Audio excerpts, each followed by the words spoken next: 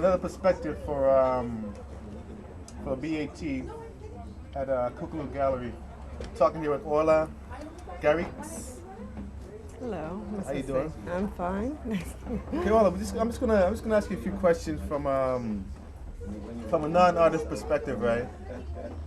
From a young woman that I've known on the scene for a while, who have helped organize shows and try to further the Toronto black art scene, right? Basically, what do you see? What kind of future do you see in the arts from being here now? What kind of future do you see for the Toronto artists, black Toronto artists? Well, from seeing what I'm looking at today at Kukulu Gallery, I mean, when I first started the art scene, I thought there's a need for black artists, and I was surprised to find out the tremendous amount of talented black artists, African Canadian black artists that were out.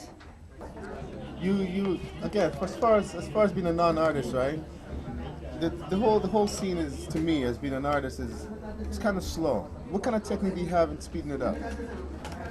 Well, I've just entered the art scene, and as somebody had mentioned to me before, wherever there's a wall, wherever there's space, wherever there's lighting, there should be a show.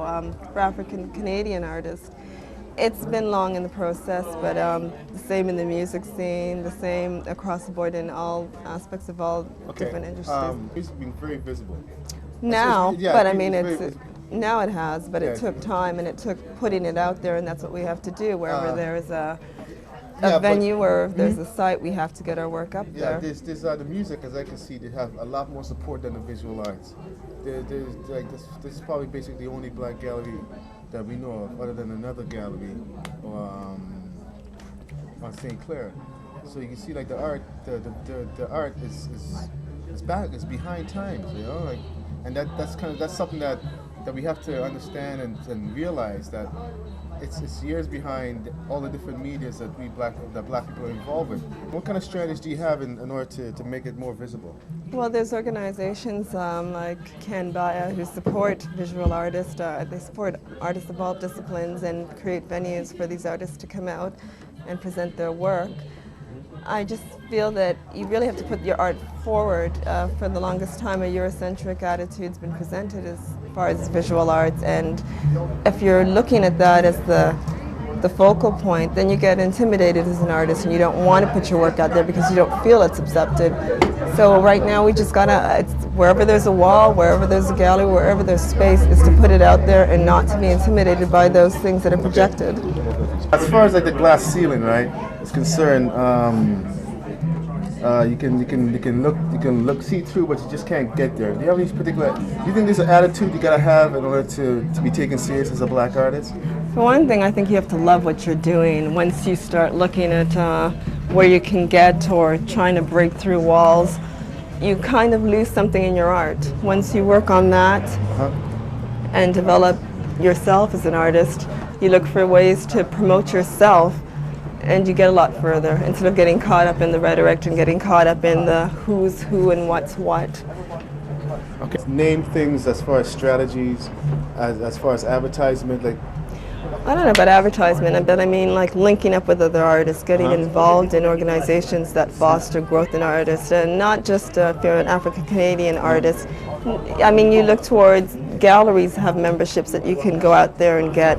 Join a gallery. I mean, they will help build you, they will help give you that information that and that accessibility that you're not there for. It's up to the artist to actually work at it or to join some place that will assist them in that. Okay, suppose an artist don't really want to join any organizations, just want to be more like independent.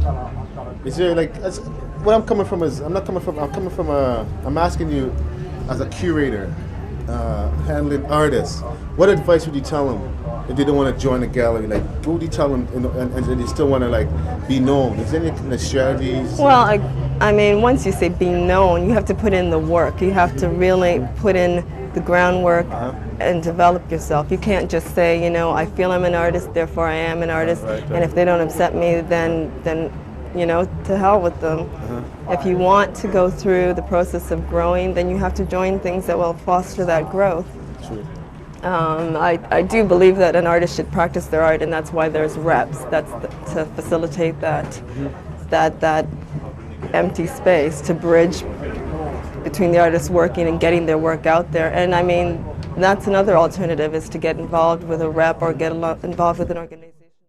Olah, how do you see the how do you see, like 5 years from now, how do you see what's going to be happening? That's, you know, because you can see like the shows happening, there's a little bit of excitement happening in the art world. You know, there's Salafi coming up and whatnot. Like 5 years, what do you see happening? Is it positive or negative? It's positive. I mean, there's galleries like this opening up. There's galleries, the Wedge is another African-Canadian studio that's opening up that allows artists to expose their work. I feel people are more ready to, especially with, and I have to link it to music, with the music developing so much, they're ready to actually see the art.